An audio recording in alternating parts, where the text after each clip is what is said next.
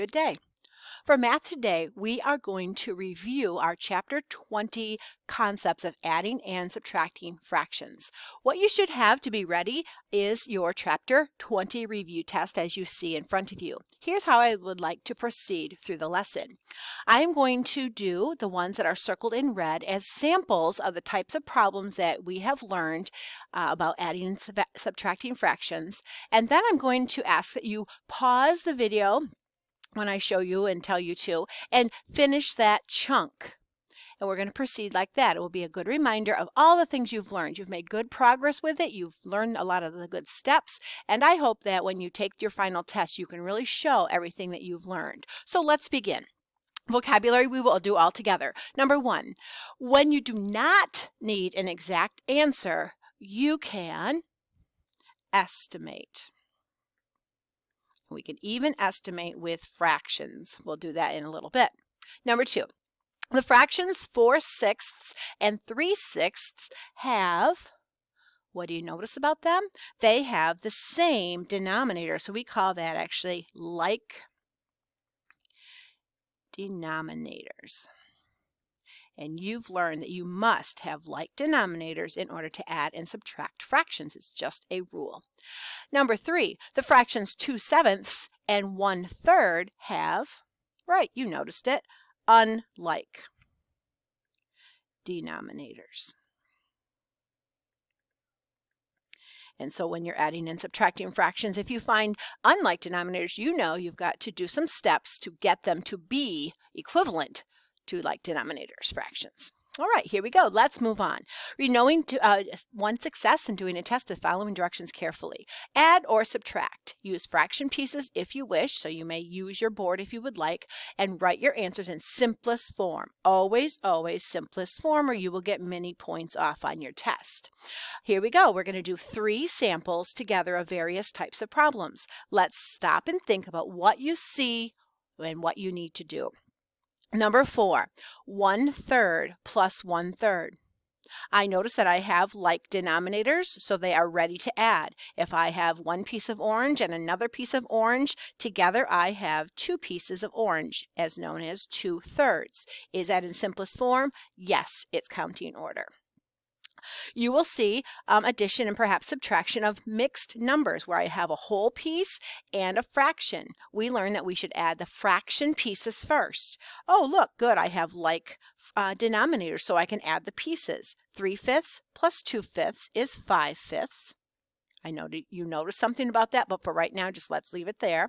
And then let's add our whole numbers. 5 plus 4 is 9. That would not be a simplest form fraction because you know that 5/5 is 1 whole. It's a fancy 1. So I need to regroup, and my final answer for full credit would be 10. Let's take a look at a subtraction problem. What do you notice? Good, I'm glad you noticed that 3 and 12, the denominators do not match. They are not like denominators. So I know step 1 is I have to determine what is a common denominator. I always look at my smaller number and say, can I turn it into a 12 with multiplication?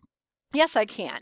So next to it, I'm going to put that 12 as a denominator, and then step 2, I'm going to make equivalent fractions by multiplying in my head by a fancy one that works.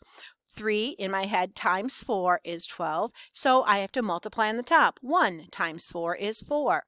So if you look at your board, 1/3 is equivalent to 4/12. It's the same amount. I've renamed it now so that I can subtract like fractions. 4 pieces of 12ths, take away 2 pieces of 12ths. I'm left with 2 pieces of 12ths.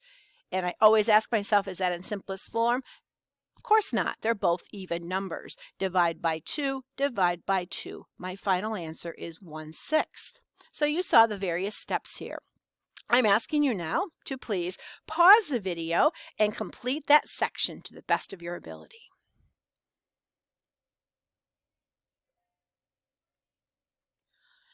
Excellent. Let's move on to the next section.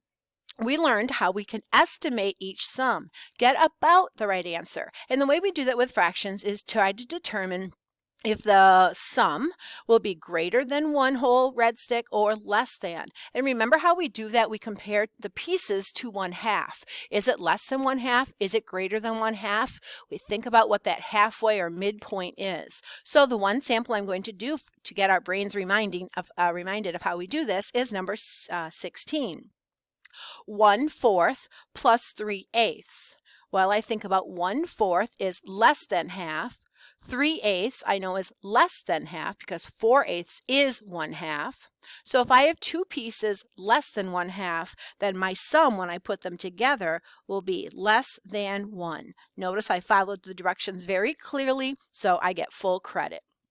So now please pause the video again and finish the other two.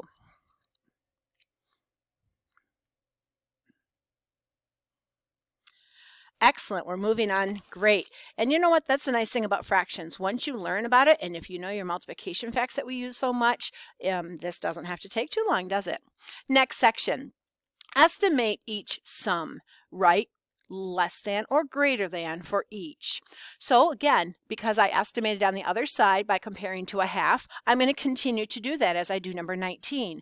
I look at 3/9 and ask myself, well, 1/2 of 9, is 4 1/2. So 3, this piece is less than 1/2, and 1/3 is less than 1/2. So I know this sum on this side will be less than 1. Let's make sure this would be greater than 1. Well, 2/3, yep, over half.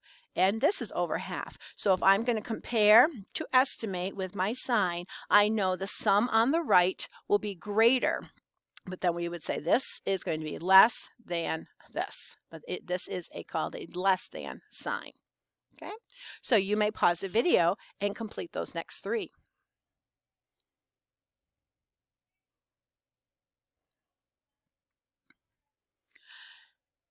Excellent.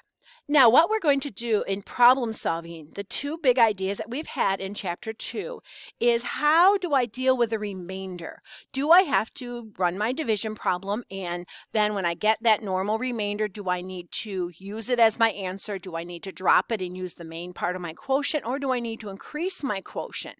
We've looked at problems like that several times through the year.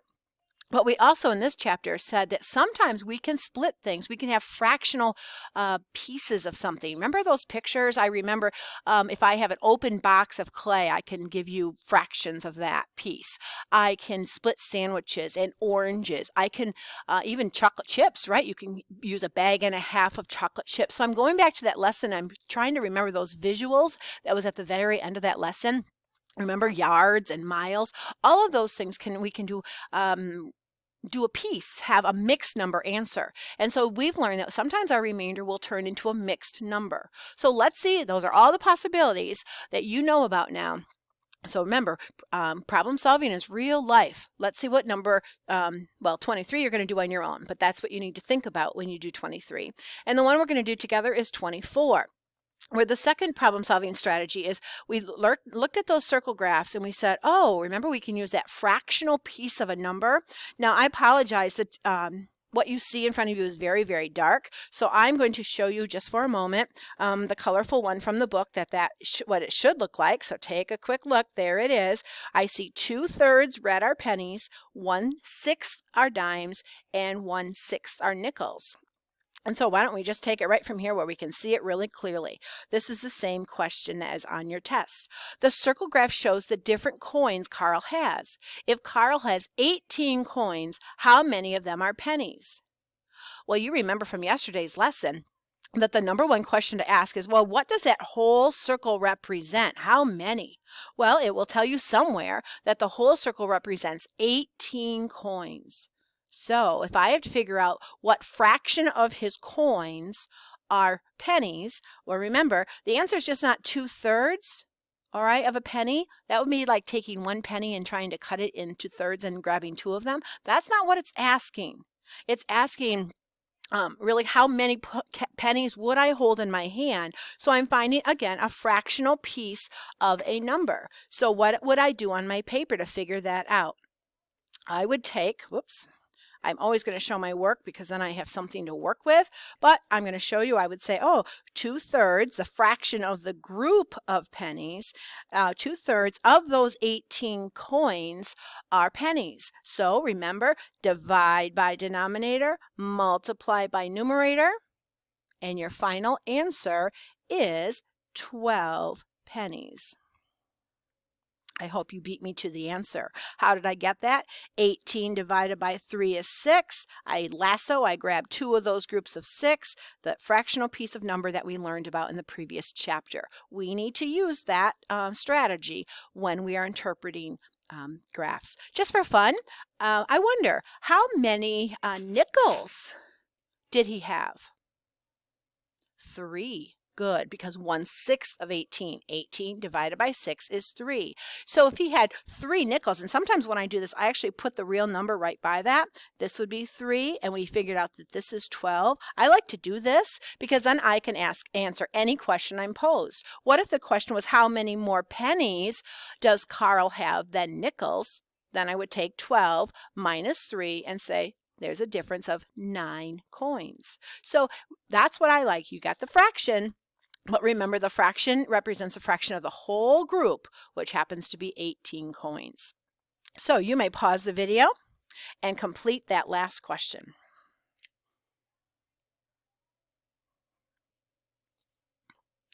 Awesome. So you have just reviewed the concepts that we have in Chapter 20. I am going to give you a picture of the correct answers in a second portion today. So when you have all your answers completed on this paper, you may check in and grade your own Chapter 20 test today so that you know what you need to look at and review over the weekend. On Monday, you will be completing the Chapter 20 test on your own. I hope you did terrific today, and if you're still confused, please call, join teacher meetings and things like that, so that a review session, so that you are really confident of the steps that it takes to add and subtract fractions accurately. Have a wonderful day. Thanks for your hard work.